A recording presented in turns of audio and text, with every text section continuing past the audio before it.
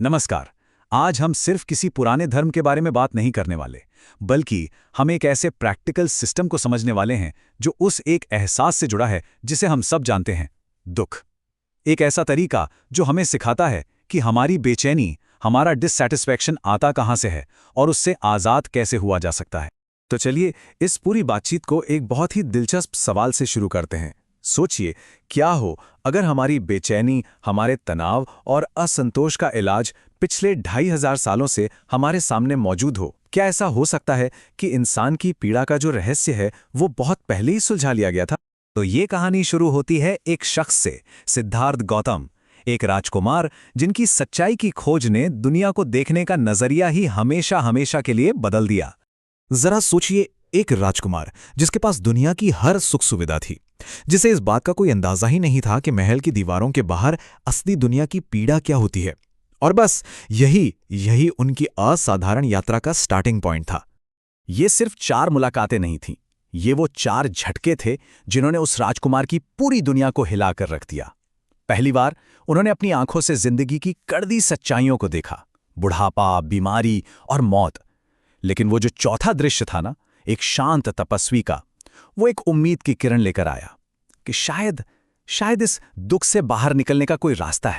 और फिर महज 29 साल की उम्र में उन्होंने एक ऐसा फैसला लिया जिसकी कोई कल्पना भी नहीं कर सकता था, सब कुछ पीछे छोड़ देने का। ये कोई मामूली त्याग नहीं था, बल्कि उस एक सवाल का जवाब ढूंढने की जिद थी जो हम सबको परेशान करता है: हम दुख क्यों उठाते हैं? राजकुमार की ये जो खोज थी वो उन्हें ज्ञान की ओर ले गई, और इस ज्ञान से निकला इंसान की हालत का एक बिल्कुल सटीक डायग्नोसिस, ठीक वैसे ही जैसे कोई डॉक्टर किसी बीमारी का विश्लेषण करता है। बुद्ध ने इस समस्या को एक डॉक्टर की नज़र से देखा। उनका पहला सत्य बताता है कि लक्षण क्या है, कि जीवन में दुख तो है, ये एक सच्चाई है। और दूसरा सत्य बताता है कि इस बीमारी की जड़ क्या है, ये दुख हमारी कभी न खत्म होने वाली इच्छाओं, हमारी क्रेविंग्स और अटैचमेंट से पैदा होता है। और इस डायग्नोसिस के पीछे ना एक बहुत गहरा प्रिंसिपल काम करता है। इसके होने से वो होता है, मतलब कुछ भी अपने आप या बिना वजह नहीं होता, हर चीज का एक कारण होता है। ठीक जैसे बीज से ही पौधा उगता है, हमारा दुख भी कोई एक्सीडेंट नहीं है, इसका एक खास कारण है। अच्छा, अगर दुख का एक डायग्नोसिस है तो क्या इसका कोई इलाज भी है? बुद्ध के अनुसार जवाब है हाँ, बिल्कुल है। और ये एक प्रैक्टिकल प्रिस्क्रिप्शन के रूप में आता है। और यहीं पर बुद्धिज्म का जो होपफुल साइड है वो सामने आता है। ये सिर्फ प्रॉब्लम बताकर नहीं छोड़ता। तीसरा सत्य कहता है कि इलाज मुमकिन है, और चौथा सत्य उस इलाज का पूरा नुस्खा देता है, एकदम साफ, स्टेप बाय स्टेप रास्ता। ये जो रास्ता है ये सिर्फ कुछ नियमों की लिस्ट नहीं है, बल्कि ये मन के लिए एक पूरी ट्रेनिंग है। इसे 3 हिस्सों में बांटा गया है: प्रज्ञा यानी सही समझ, शील यानी सही आचरण, और समाधि यानी मेंटल डिसिप्लिन। ये तीनों मिलकर काम करते हैं, अलग अलग नहीं। अब इस रास्ते पर चलने के लिए हमें रियलिटी को एक बिल्कुल नए नजरिए से देखना होगा।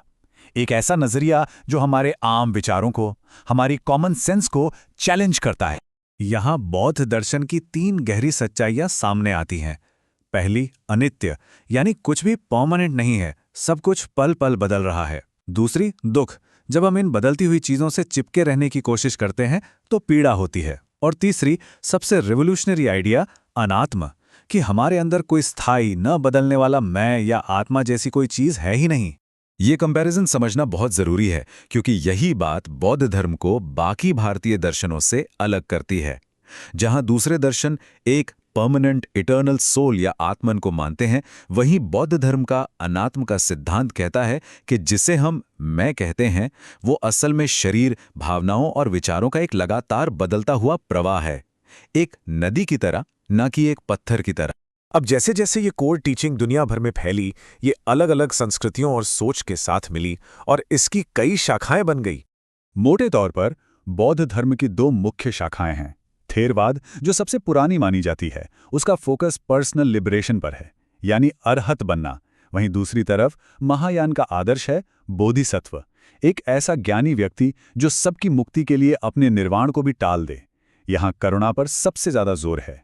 अब सवाल यह है कि ये 2500 साल पुराना दर्शन आज 21वीं सदी में अचानक इतना रेलेवेंट क्यों होता जा रहा है? इसका असर आज हमारे चारों तरफ है। अस्पतालों में स्ट्रेस कम करने के लिए जो माइंडफुलनेस टेक्निक्स इस्तेमाल होती हैं, उनकी जड़ें सीधे बौद्ध ध्यान में हैं। अहिंसा और करुणा के सिद्धांत दुनिया भर में पीस मूवमेंट्स को इंस्पायर करते हैं। और भारत में तो डॉक्टर अंबेडकर ने इसे सामाजिक समानता और सम्मान पाने का एक शक्तिशाली जरिया बनाया। और हम इस बातचीत को इसी एक आखिरी सवाल के साथ छोड़ते हैं। अगर हम उस असली जड़ पर काम करें जिसे बुद्ध ने पहचाना था, यानी हमारी लगातार की इच्छा और लालसा, तो हमारी अपनी जिंदगी और हमारी ये पूरी दुनिया कैसी दिख सकती है?